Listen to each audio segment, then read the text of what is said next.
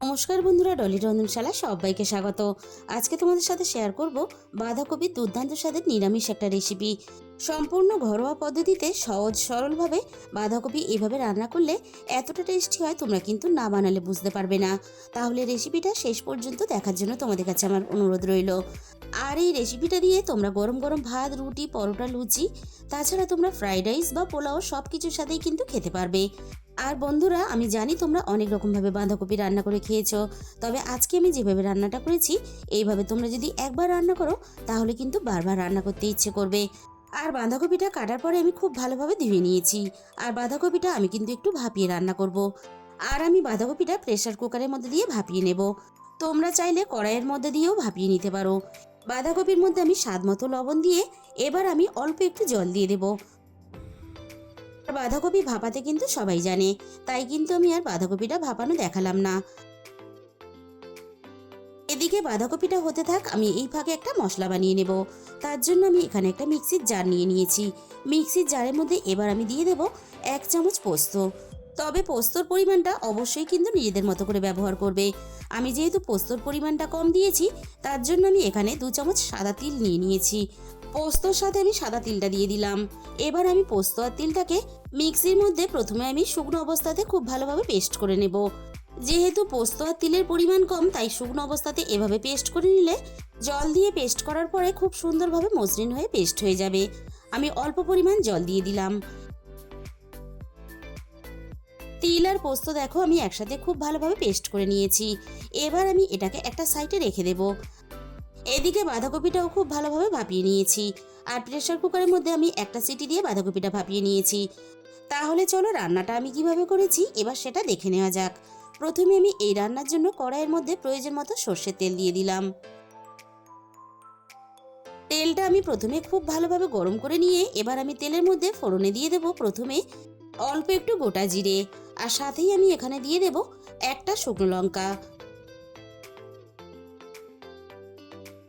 আর দিয়ে দেব এখানে দুটো তেজপাতা কুচি। এবার আমি ফোড়নটাকে নাড়াচাড়া করে কয়েক সেকেন্ড ভেজে নেব, ফোড়ন থেকে সুন্দর মিষ্টি গন্ধ বেরিয়ে আসা পর্যন্ত। আর এই রান্নার জন্য আমি আগে থেকে একটা মাঝারি সাইজের আলু কেটে রেখেছিলাম। এবার আমি আলুগুলো ভাজার জন্য তেলের মধ্যে দিয়ে দিলাম। এবার আমি আলুগুলোকে খুব ভালোভাবে ভেজে নেব। আর আলুগুলোকে এমনভাবে ভেজে নিতে হবে যে আলুর মধ্যে যেন একটা সিদ্ধ ভাব চলে আসে। মিনিট 5-এর মতো আমি নাড়াচাড়া করে আলুগুলোকে খুব ভালোভাবে ভেজে নিলাম। আর আলুর গায়ে দেখো একটা সুন্দর ভাজার কালার চলে এসেছে। আর যেহেতু নিরামিষভাবে বাঁধাকপিটা রান্না করব, তাই আমি এখানে আলুর সাথে 1 মুঠো ভাজা বাদাম দিয়ে দিলাম। অল্প একটু বাদাম দিলে খাওয়ার সময় মুখের মধ্যে পড়লে তাহলে বাঁধাকপিটা খেতে বেশ ভালো লাগবে। বাদামটা আমি আলুর সাথে হালকা একটু নাড়াচাড়া করে নিলাম। এবার আমি ভাপানো বাঁধাকপিটা দিয়ে দিলাম। বাঁধাকপিটা ভাপিয়ে নেওয়ার পরে বাঁধাকপির মধ্যে যেটুকু জল ছিল সেই জলটা কিন্তু আমি ঝরিয়ে নিয়েছিলাম। এবার আমি বাঁধাকপিটা নাড়াচাড়া করে হালকা একটু লালচে করে ভেজে নেব। বাঁধাকপিটা হালকা একটু লালচে করে ভেজে নিলে তাহলে রান্নার স্বাদটা কিন্তু অনেক বেশি ভালো হবে। আর এই রান্নাটা আমি কাঁচা লঙ্কার ঝালে করব, তাই ঝালের জন্য আমি এখানে 2টো কাঁচা লঙ্কা কুচি দিয়ে দিলাম। আর ঝালের পরিমাণটা অবশ্যই নিজের স্বাদ মতো ব্যবহার করবে। আর সাথেই আমি দিয়ে দিলাম রান্নার প্রয়োজন মতো আদা বাটা। আমি এবারে আদাটাকে নাড়াচাড়া করে ভালোভাবে একটু কষিয়ে নেব, আদার কাঁচা গন্ধটা চলে যাওয়া পর্যন্ত। এবার আমি রান্নার মধ্যে অল্প একটু জল দিয়ে দিলাম, যাতে গুঁড়ো মশলাগুলো দেওয়ার সাথে সাথে পুড়ে না যায়। এবার আমি একে একে গুঁড়ো মশলাগুলো দিয়ে দেব। দিয়ে দিলাম প্রথমে রান্নার প্রয়োজন মতো হলুদের গুঁড়ো। আর রান্নাটা যেহেতু আমি কাঁচা লঙ্কার ঝালে করব, তাই কালারের জন্য আমি দিয়ে দিলাম অল্প একটু কাশ্মীরি লঙ্কার গুঁড়ো। আর দিয়ে দিলাম প্রয়োজন মতো ধনে গুঁড়ো। আর দিয়ে দেব প্রয়োজন মতো জিরে গুঁড়ো। আর বাঁধাকপিটা ভাপানোর সময় যেহেতু আমি লবণ দিয়েছিলাম, তাই কিন্তু আমি এখানে আর লবণ দিলাম না। পরে আমি লবণটা চেক করে রান্নাতে লবণটা দেব। মিনিট 3-4-এর মতো আমি মশলা আর বাঁধাকপি আলু সব কিছু একসাথে খুব ভালোভাবে একটু কষিয়ে নিলাম। এবারে আমি রান্নার মধ্যে দিয়ে দেব একটা ছোট সাইজের টমেটো কুচি। এবার আমি টমেটোটা সব কিছুর সাথে নাড়াচাড়া করে খুব ভালোভাবে কষিয়ে নরম করে নেব। সব কিছু আমি একসাথে খুব ভালোভাবে কষিয়ে নিয়ে আমি লবণের পরিমাণটা একটু চেক করে নিয়েছি। আর রান্নার মধ্যে অল্প একটু লবণের প্রয়োজন, তাই আমি রান্নার মধ্যে অল্প একটু লবণ দিয়ে দিলাম। আর যেহেতু নিরামিষ রান্না, তাই স্বাদের ব্যালেন্সের জন্য আমি লবণের সাথে অল্প একটু স্বাদ মতো চিনি দিয়ে দিলাম। এবার আমি লবণ আর চিনিটাকে নাড়াচাড়া করে খুব ভালোভাবে সব কিছুর সাথে মিশিয়ে দেব।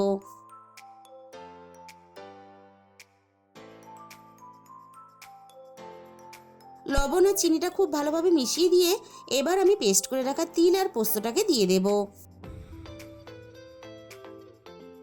আর সাথেই আমি মিক্সির বাটি ধুয়ে অল্প একটু জল দিয়ে দিলাম।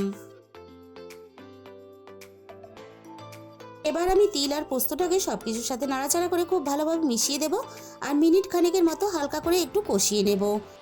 এবার আমি রান্নার মধ্যে প্রয়োজন মতো জল দিয়ে দেব। আর জলের পরিমাণটা আমি একটু বেশি দিলাম, যেহেতু রান্নার মধ্যে তিল আর পোস্ত দেওয়া আছে, তাই তলা থেকে লেগে গিয়ে যাতে পুড়ে না যায় তার জন্য জলের পরিমাণটা একটু বেশি দিতে হবে।